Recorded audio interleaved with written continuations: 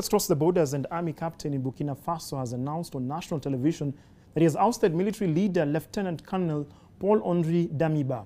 Ibrahim Traore cited Lieutenant Colonel Damiba's inability to deal with an Islamist insurgency as the reason. He also announced that borders were closed indefinitely and all political activities were suspended. Damiba juntas overthrew an elected government in January, citing a failure to halt Islamist attacks.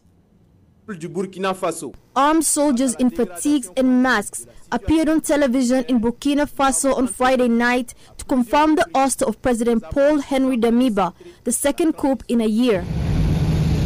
The military rebels also announced the closure of borders from midnight, as well as the suspension of the constitution and the dissolution of the government. The announcement capped a day that began with gunfire near a military camp in the capital city, an explosion near the presidential palace, and interruption to state television programming. They declared the country's new strongman as Captain Ibrahim Traore. The statement said Damiba had rejected proposal by the officers to reorganize the army and instead continued with the military structure that has led to the fall of the previous regime.